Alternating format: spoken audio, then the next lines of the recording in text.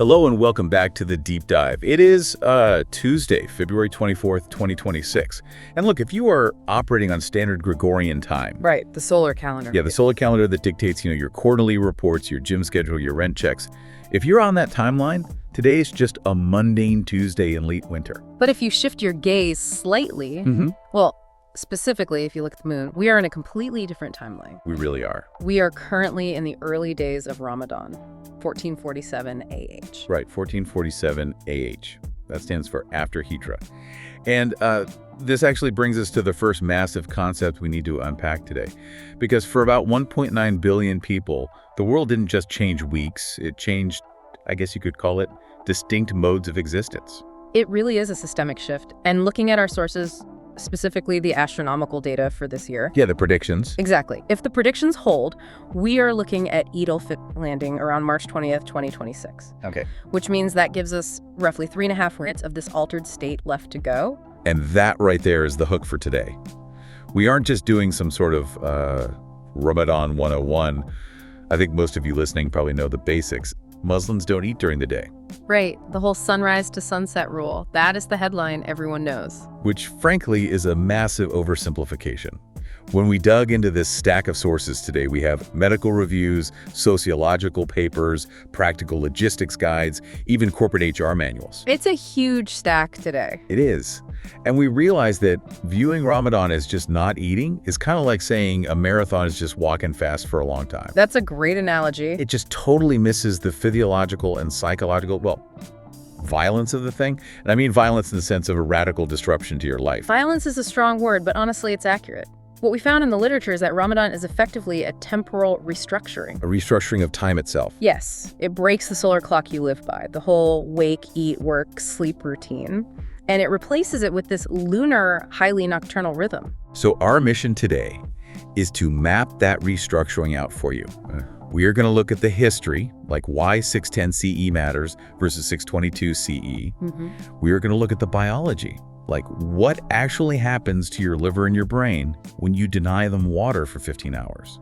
The medical systematic review we have on that is fascinating. Oh, it really is. And we'll get into the logistics too. Yeah. Because how do you feed a family of 6 at 4 in the morning without just completely losing your mind? It is a logistical, biological, and spiritual tightrope. It really is. Yeah. So let's start with the time aspect, because the fact that it is February 2026 right now is actually a crucial piece of this puzzle.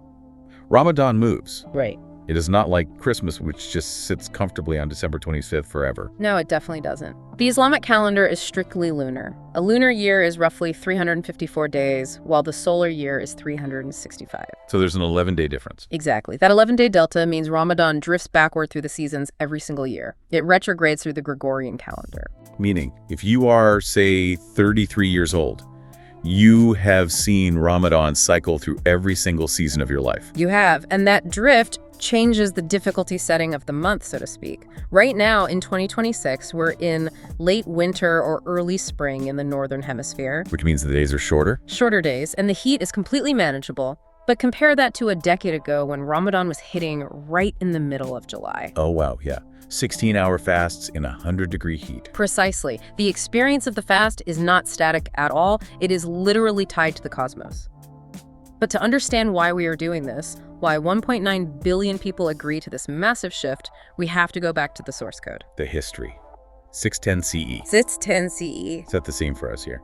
Because we are not in a mosque, right? We are in a cave. Right, the cave of Hira, just outside Mecca. It is the month of Ramadan. The Prophet Muhammad is meditating. And this is the moment of contact. The first revelation. Yes, the first revelation of the Quran. The command was, read, in the name of your Lord. So historically speaking, the month itself is an anniversary. It's a commemoration of that download of information from the divine to the human. Yes, exactly. But, and this is a nuance the sources point out that often gets missed by outsiders, the command to actually fast didn't come then. Really? Yeah, the structure we see today, the dawn to dusk prohibition on food and drink, that comes much later.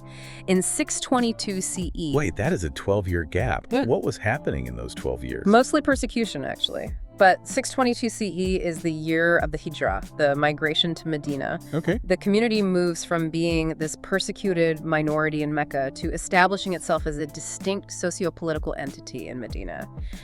And the Quranic verse that mandates fasting does something really fascinating here. What does it do? It says, fasting is prescribed for you as it was prescribed for those before you. Oh, wow. So it's citing precedent. It is explicitly linking this new community to the Jewish and Christian traditions. It is establishing a spiritual lineage. Fasting isn't framed as a brand new invention. It's presented as standard operating procedure for the Abrahamic faith. Right, because you have Yom Kippur in Judaism, you have Lent in Christianity. Exactly. But Islam codified it into this specific synchronized communal lunar month.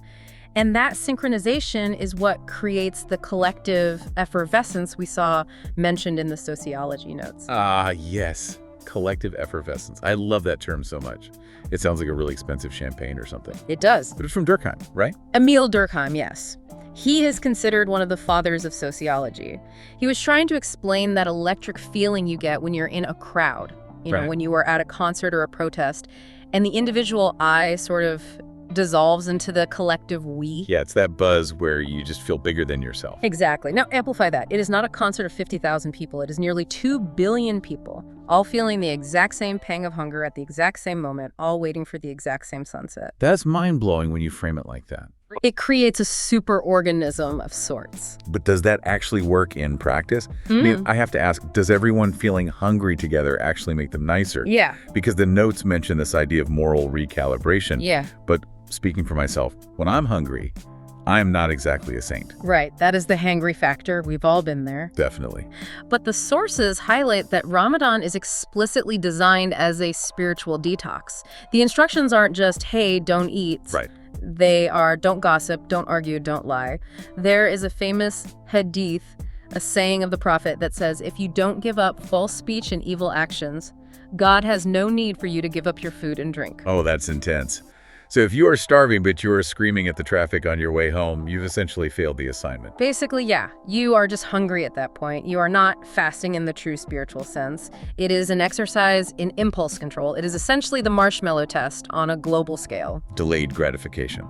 Exactly. You have a biological urge, thirst, hunger.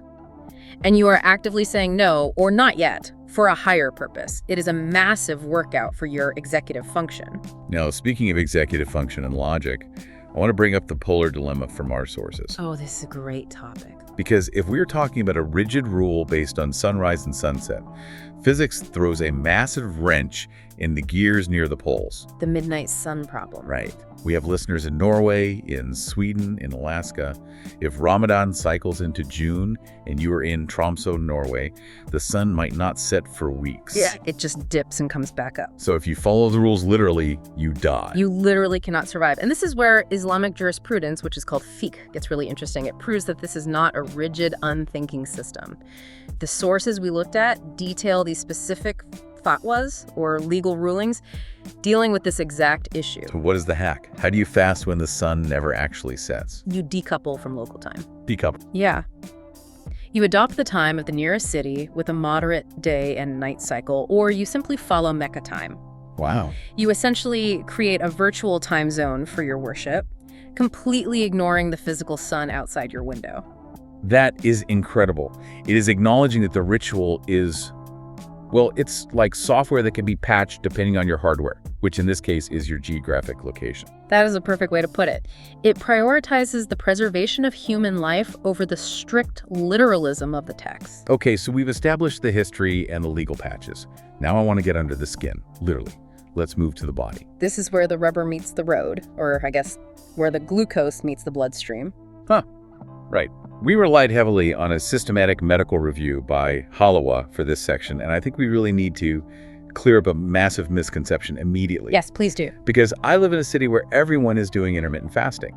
You know, they skip breakfast, they only eat in an 8-hour window, and they think, oh, I get what Ramadan is. It's just IF. And they are completely wrong. Tell them why. 2 words. Dry fast. No water. No water, no coffee, no tea. In standard intermittent fasting, hydration is key.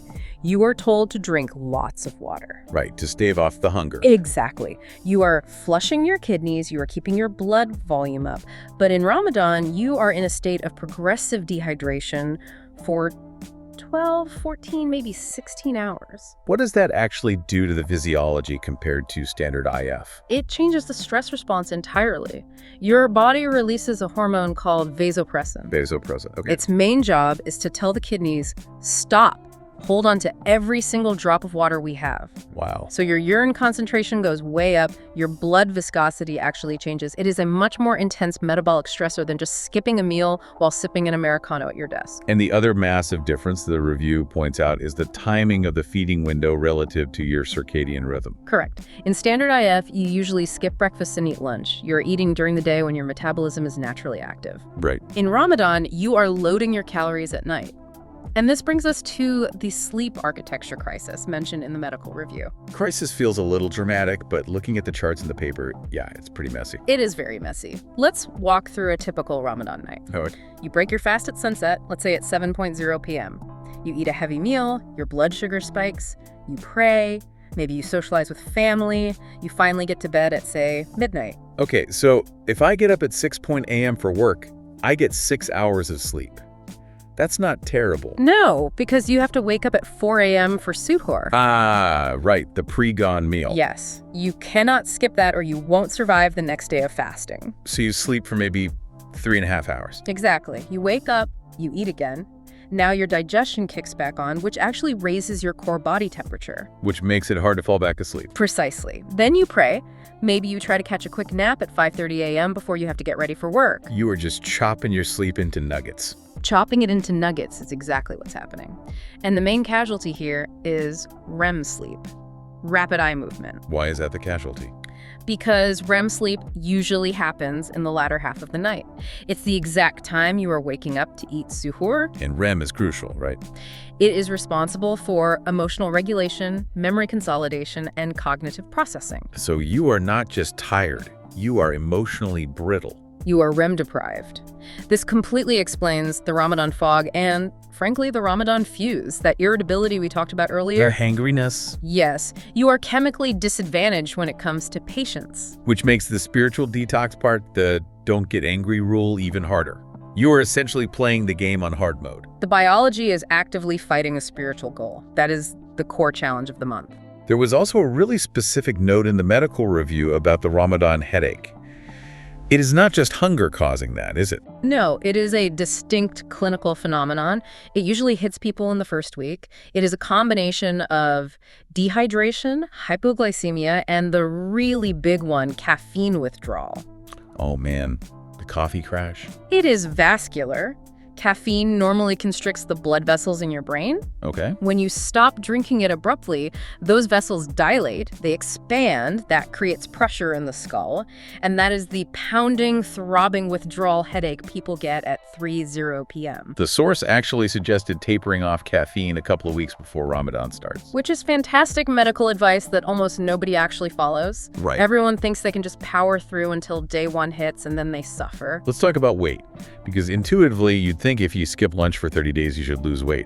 But the data says it is a very mixed bag. It is surprisingly mixed. A lot of people actually gain weight during Ramadan. How is that thermodynamically possible? It's the feast mentality. When you starve all day, your brain's reward center lights up like a Christmas tree at the sight of food. You don't want a salad. No. You want high sugar, high fat, incredible caloric density. Light foods, sweets. Exactly. And because you are so tired, your physical activity during the day drops to near zero. So you're sedentary for 16 hours, and then you consume 2,500 calories in a 4-hour window, often right before going to sleep. That is just a recipe for fat storage. It really is. What about people with medical conditions? The source mentioned diabetes specifically, which seems like a huge risk. This is a very serious area in the literature. The review highlights major risks for people with diabetes. They face hypoglycemia, which is dangerously low blood sugar during the day. Right. And then hyperglycemia, huge spikes after that massive meal at night. It sounds like a total metabolic roller coaster. It is. And while many Muslims with diabetes insist on fasting out of devotion, doctors very often advise against it, or at least require incredibly strict monitoring. Because the religion allows for that. Exactly. The faith has clear exemptions for illness. And from a medical perspective, unmanaged diabetes falls squarely into that category. Let's pivot slightly to performance. We have listeners who might be athletes, or honestly, just trying to drive to work safely. What does the science say about functioning in this depleted state? For athletes, it is really interesting. There was a study of Muslim athletes that showed cognitive speed, like how fast you react to a stimulus, remained pretty okay in the morning. Sure, you still have some reserves. But by late afternoon, significant decline. Which makes sense. You're running on fumes. But interestingly, accuracy remained very resilient. Really? Yes. So you might be slower to make a decision, but you aren't necessarily making more mistakes. You are just processing the information slower. And what about traffic safety? Because driving while dehydrated and REM deprived sounds objectively dangerous. The data there is surprisingly mixed. Some studies show no real change in accident rates. Others show a slight increase in fatal accidents, but actually fewer fender benders. Wait, fewer fender benders? Why would that be? Most likely because there are just fewer cars on the road during the day. People aren't going out for lunch breaks. They aren't running midday errands. Ah, that makes sense. But the accidents that do happen tend to be more severe, possibly due to microsleeps at the wheel or those delayed reaction times we just talked about. But there was one clear, undeniable win in the health section of the review: smoking. A massive win. We see a huge drop in tobacco consumption globally during this month. Because you simply cannot smoke while fasting. Right. If you are fasting for 15 hours, you are physically forced to go without a cigarette. It breaks the habit loop by sheer force. That's amazing. It turns Ramadan into a prime time for public health smoking cessation interventions. It is a built-in mandatory detox program for nicotine. So we have a sleep-deprived, dehydrated, caffeine-withdrawing body that might be aggressively quitting smoking. Yes. How do we keep this machine running day to day? This brings us to the logistics of it all. Or, as I like to call it from reading the sources, the supply chain management of the kitchen. Seriously. We looked at a guide from a blog called Murchy Tales, and honestly, it felt less like a cookbook and way more like a battle plan for a siege. It really has to be. Think about the severe constraints here. You have a very short window to eat, you have very low energy to cook, and you have to feed an entire family multiple times, often at ungodly hours. The core concept they push here is the freezer stash. And this isn't just buying some frozen pizzas from the supermarket. This is industrial-scale meal prep. It is all about removing friction. The guide spends a lot of time talking about the base masala. Break that down for us. Why is the base masala such a game changer? Okay, so in South Asian cooking, the foundation of almost every curry is exactly the same. Right. Onions, ginger, garlic, tomatoes, and spices. The problem, caramelizing onions properly, getting them to that deep, sweet, perfect brown, takes 20 to 30 minutes of standing over a hot stove. And standing over a hot stove when you are severely dehydrated and fasting is pure torture. It's dehydration city. So the strategy is this. You do all of this weeks before Ramadan even starts. You prep ahead. You buy 10 kilos of onions, you blitz them in a food processor, you cook them down in massive pots into a concentrated paste. It's basically a mother sauce. And then you freeze it. Yes, you freeze that in ice cube trays or big Ziploc bags. So at 6:00 p.m. on a random Tuesday, when you have zero energy, you aren't chopping onions. No, you just throw a frozen block of mother sauce into a pan, toss in some chicken, add water. Boom, you have a complex curry in 15 minutes. It is literally the difference between eating a good meal and starving. The other hack from that source that absolutely blew my mind was the dahi beret strategy. Oh, the lentil fritters? Yeah, I've had them. They're delicious. A total staple. But making them fresh, it requires soaking lentils overnight, grinding the batter, deep frying them. It's easily an hour of active work. So what's the hack? The hack, described as brilliant, you fry hundreds of them weeks in advance, and then you freeze them completely dry. They end up looking like little rocks. And to eat them, you just microwave them. No. You drop the frozen rock directly into hot water. It rehydrates instantly. It swells up like a sponge and becomes perfectly soft again. That is genius. Then you just gently squeeze the water out, drop it in seasoned yogurt, and it tastes 95% fresh with 0% effort right before iftar. That is literally food engineering. It is. But there is another massive sensory challenge to cooking during Ramadan that people completely forget about. You cannot taste the food while you're cooking it. Oh, wow. I didn't even think of that. If you taste it to check the seasoning, you break the fast. Technically, there are some schools of thought that say you can taste it on your tongue and spit it out, but most home cooks won't even risk it. Right. Why risk the whole day's effort? So you are flying completely blind. You have to rely purely on smell and deep muscle memory for your salt levels. That perfectly explains why those pre-measured freezer bases are so critical. You already know the salt ratio is correct from weeks ago. Exactly. You eliminate the guesswork when your brain is too foggy to guess anyway. Let's talk about the flavor profiles. Because reading through the sources, there are certain tastes that just scream Ramadan to people. Dates are the obvious one. The universal starter. It is how the Prophet broke his fast, so it is deeply traditional, but it is also physiologically perfect for the moment. Because of the sugar. Yes, it is a dense packet of instant glucose and potassium. It wakes up your pancreas gently after 15 hours of inactivity. And then there's ruafsa. The rose syrup drink. It is bright, pinkish red, very sweet, very floral.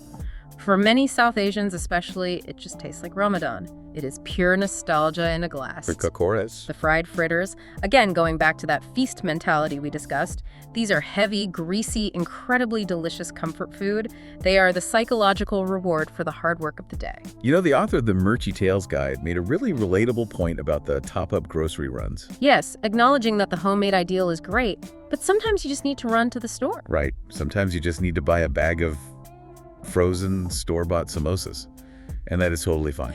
The stress of Ramadan shouldn't be about proving you're a Michelin star chef every single night. It's about survival and spirituality. Exactly. You do what you have to do to get food on the table. Okay, so you have prepped the food, you woke up at 4 a.m. to eat, you are currently fasting. Now, you have to go to your corporate job. Yes. Let's dive into the workplace. This is where two very different worlds often collide. The biological reality of the fasting person and the relentless demands of the modern 9-to-5 office. We looked at the Inclusive Employer's Guide for this, which was really eye-opening for someone who doesn't fast. What did they say is the biggest challenge for employees? It goes right back to that energy dip we talked about in the medical session, the sleep and energy crash late in the day. Right. If you are a manager and you schedule a high-stakes, highly creative brainstorming meeting at 4:30 p.m. during Ramadan, you are completely setting your Muslim colleagues up for failure. Because their brain is essentially in power-saving mode at that point. Exactly. They are on 1% battery. So the best practices outlined in the guide are all about flexibility. Give us some concrete examples. What should a manager actually do? Shift the hours. Allow an earlier start time and an earlier finish. Since they obviously aren't taking a lunch break, let them work continuously through lunch and leave an hour early. That makes so much sense. That extra hour is precious for getting home to prep iftar, beat the rush hour traffic, or honestly just catch a nap before the sun goes down. And what about meeting etiquette? Schedule important meetings during core hours. Usually the morning is much better because cognitive speed is still intact from suhoor. Yeah. Avoid the late afternoons. Yeah. And for the love of everything, do not schedule a lunch and learn. Oh, man. Sitting in a small conference room, watching your coworkers eat free pizza while you are starving, that is just cruel. It's usually completely unintentional, but yes, it is highly exclusionary. The guide also made a really important point about not treating Muslims as a monolith. Yes. The not a monolith rule, never assume. Just because someone identifies as Muslim does not mean they are fasting that day. Right. We listed the exemptions earlier: illness, pregnancy, travel. But there is one that causes a lot of awkwardness in the office. Menstruation. Yes. Women do not fast during their period. They are religiously exempt, and they make up those missed days later in the year. But this leads to weird office interactions, right? Very awkward interactions. If you see your Muslim colleague, let's call her Fatima, eating a sandwich in the break room on a Tuesday, do not scream across the room, "Hey, I thought it was Ramadan." Because now she has to publicly explain her menstrual cycle to you next to the water cooler. Which nobody wants. It is incredibly intrusive. The guide's advice is simple. Just let people be. They know the rules of their own faith better than you do. They don't need HR to police their religious adherence. Now let's talk about the absolute complexity of Eid leave. Reading this, it seems to confuse HR departments every single year. It is the lunar calendar chaos striking again. The date of Eid is not fixed on the Gregorian calendar. It entirely depends on the physical sighting of the new moon. So even today, February 24, 2026, we said Eid is predicted for March 20th. But we don't actually know for sure. We will not know for absolute certainty until the night of the 19th, or possibly even the 20th. Why so late? It depends on local atmospheric conditions. Is it cloudy? Can the sliver of the new moon be seen by the naked eye or a telescope? That is a nightmare for booking paid time off. It is. Employees often have to book a range of 2 or 3 days provisionally. They might tell their boss, look, I need to be off either Tuesday or Wednesday, but I won't be able to tell you which one until Monday night. And an inclusive employer just needs to roll with that uncertainty. Exactly. You have to realize it's not flakiness on the employee's part, it is astronomy. So let's say we've made it through the month. We have survived the deep hunger, the caffeine withdrawal, the 4 a.m. wake-ups, and then the moon is sighted. Finally. Section 5, the grand finale, Eid al-Fitr. The festival of breaking the fast, it falls on the first day of the new month, Shawwal. The sources also call it the sugar feast. Yes, Shikar Bayrama in Turkey. It is a massive celebration of having successfully completed the obligation. It is about joy, it is about community, and yes, it involves a staggering amount of sugar. There are some core rituals that everyone globally participates in, right? Yes. First is Zakat al-Fitr, which is a specific obligatory charity given before the Eid prayer. Before the prayer. This timing is crucial. You have to give it before the celebration kicks off so that the poor in the community have the actual means to buy food and celebrate too. That is a really beautiful concept, ensuring nobody is left out of the party due to finances. Then there is the prayer itself. It's 2 rakats, usually held outdoors in an open field or in a massive hall because the local mosque can't hold everyone. Right. Interestingly, there is no call to prayer for this, no adhan, just everyone gathering together, and there are these distinctive extra takbirs. What did that look like? It involves raising the hands and praising God, saying Allahu Akbar multiple extra times. It is very loud, very communal, and very joyous. And of course, the universal greeting. Eid Mubarak.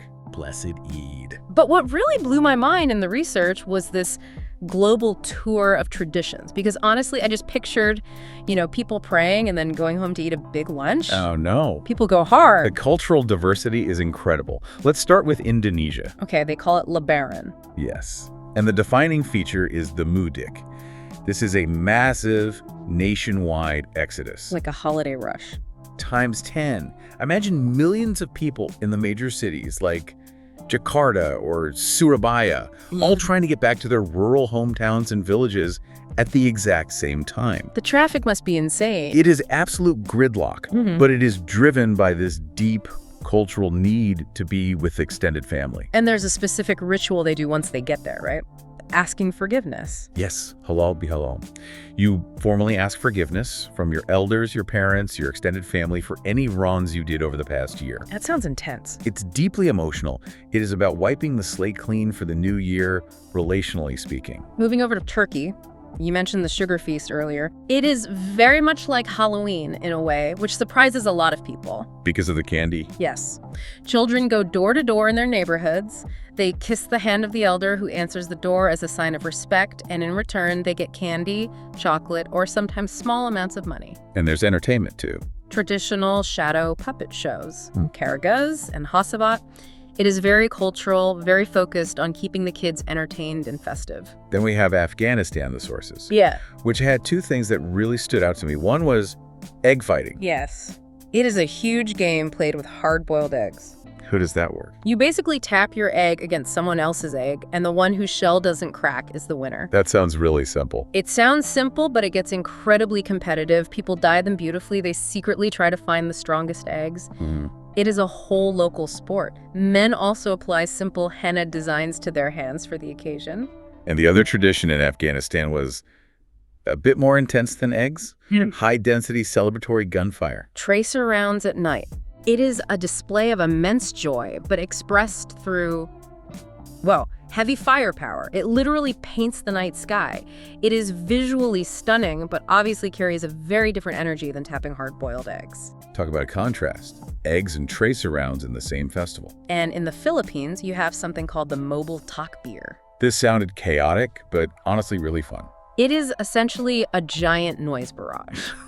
Youths get on their motorcycles, they rev their engines as loud as possible, honking horns, driving through the streets in massive convoys shouting praises to God. I bet the local officials love that. They actually discourage it because it is dangerous and incredibly loud, but it is this visceral outpouring of pent-up energy after a full month of quiet restraint. It's like them saying, we are awake, we are eating, we are here. Exactly. It's a massive release. Oh, and in Russia, specifically in the North Caucasus, children also carry bags door to door collecting candy, similar to Turkey. And then there was China. Yeah. I really didn't know much about Eid traditions in China before reading this. Specifically in the Yunnan province, there is a fascinating blend of traditions.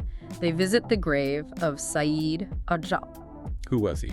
a historical figure who helped introduce Islam to the regions centuries ago. During Eid, the community goes to clean the tombs, recite the Quran, and burn incense. Wait, cleaning tombs and burning incense. That sounds exactly like the Chinese festival of King Ming. It is. It is a perfect example of syncretism. They are blending core Islamic practices with the Chinese cultural respect for ancestors. That is so cool. Cleaning the tomb is a very Confucian act, but they are doing it entirely within an Islamic theological context. It shows how Islam adapts visually and culturally to local customs. And finally, Egypt. Egypt is the classic celebration. Public gardens are packed, kids are running everywhere, and you see the famous, these beautiful, intricate, colorful lanterns everywhere. And the Eid? Yes, Eid, cash gifts given directly to children. Cash is always a good gift. The universal language of celebration, no matter what country you're in. So we have gone from the quiet isolation of the Cave of Hira in 610 CE to revving motorcycles in the Philippines in 2026. That is a massive historical and cultural arc. It really is an incredible journey. And as we wrap up today, I want to try to synthesize all of this. Because we started by stating clearly that this isn't just not eating. Right. It is a profound paradox. Think about everything we've covered. It is physically depleting. You are tired, you are hungry, you are thirsty. Your REM sleep is completely shot. You might have a caffeine headache. Yet, universally, people who observe it describe it as spiritually enriching. It is a time of intense restraint, no food, no water, no bad behavior. But then the nights in Eid itself are times of total excess. Feasts, sugar, noise, community. It somehow holds these opposites together perfectly. The emptiness of the stomach and the fullness of the spirit, the absolute silence of the fast during the day, and the loud, joyous noise of the celebration at night. So what does this all mean for you listening? For the listener who maybe isn't Muslim but is watching this happen around them in the office or their neighborhood? I think the big takeaway here is about our modern relationship with consumption. We live in a world that literally never stops. Never. We can eat whatever we want, whenever we want it. We are constantly gratifying our desires the second we feel them. Right, one-click ordering on our phones, 24-hour drive thrusts. We're completely wired for now. Exactly. And Ramadan aggressively challenges that obsession. It proves that humans can collectively pause. We can actually override our most basic primal biological urges, hunger and thirst, for a higher purpose. It is a testament to human willpower. Willpower and the immense power of shared ritual. It is a stark reminder that we aren't just biological machines driven by impulses. We can choose not to consume. And in a world built on instant gratification, practicing that level of discipline is actually a quite radical act. That is a powerful thought. So here's our final provocative thought for you to chew on, pun absolutely intended. In a world that never stops moving and never stops eating, what could you learn from the discipline of completely restructuring your relationship with time and appetite, even if you aren't fasting? What would happen if you just hit pause? Definitely something to mull over this week. Indeed.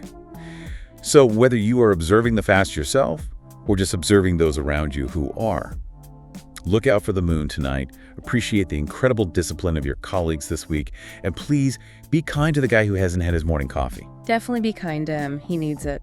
Thanks for diving deep with us today. We will see you next time. Eid Mubarak in advance.